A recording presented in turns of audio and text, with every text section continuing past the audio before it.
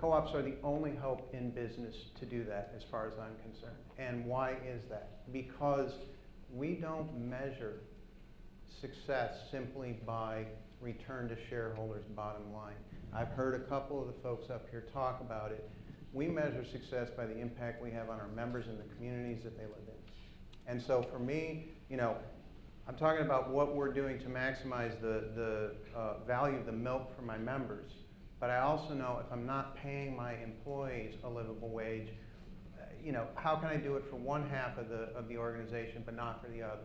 Or, you know, living in rural communities, and great story, and we have a rural electric that has done some of the similar things, you know, with some community-supported programs for solar. In fact, they've changed their name to Vernon Communications from Vernon Electric because they're doing the broadband as well, and it's the same thing.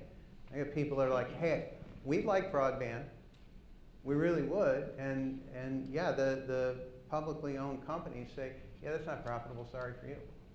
Whereas, you know, his rural electric's looking at that as a need for the members in their communities.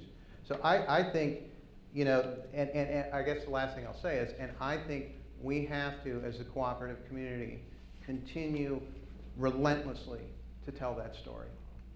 I'm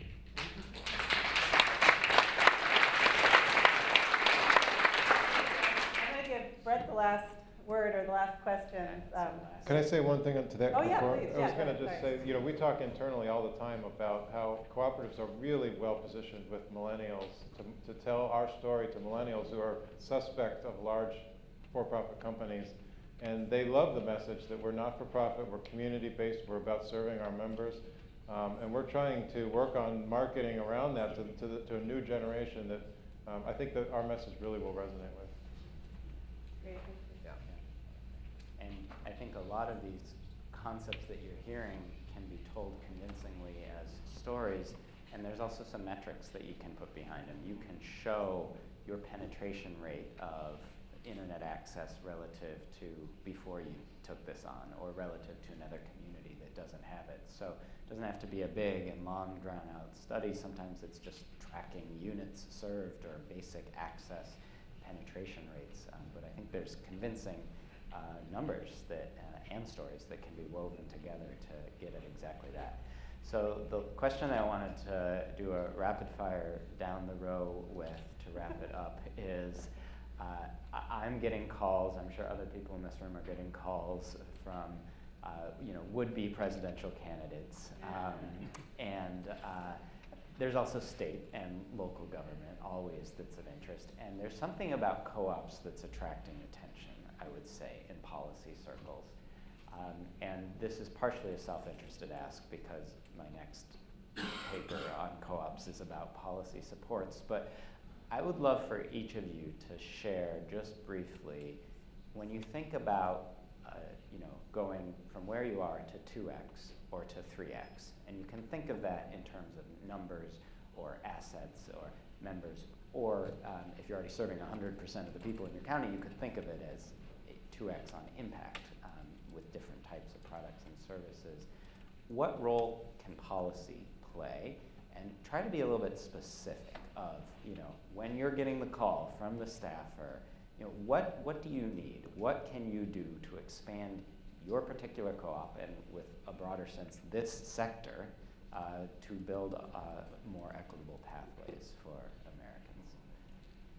All right, Carla. I'll start, and I'll be really selfish because I'll take it from a personal experience. That is that I immigrated to this country 30-some years ago. And I would say that as it relates to our members here in Washington, D.C., immigration reform.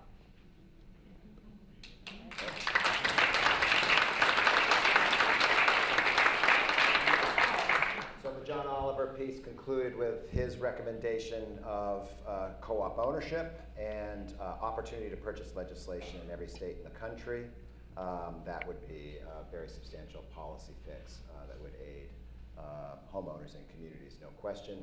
And two, I would say for agency folks and others in the affordable housing space, simply putting cooperatives and manufactured housing on a level playing field with other affordable housing resources. I mean, it is absolutely astounding how manufactured housing is written out of, forgotten, ignored, dismissed in virtually every affordable housing program that exists.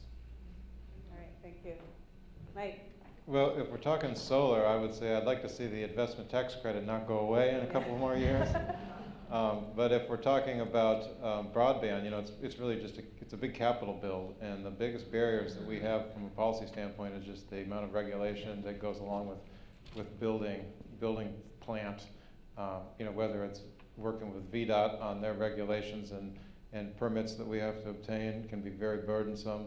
Or if it's even easements, if it's private easements, just all of that work that goes into the engineering side adds dollars to a project, to a build that's very expensive already, and to a relatively few number of people.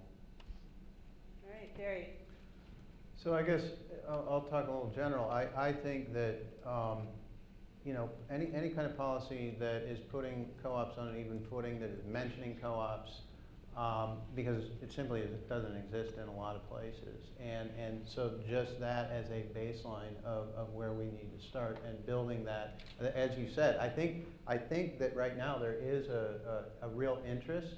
Okay, so now let's start putting in some small business administration and on down the line, and just that overall recognition that this is a very viable and vibrant business form. All right, that's a great way to end it. I just want to thank all four of the panelists. Can we just give a-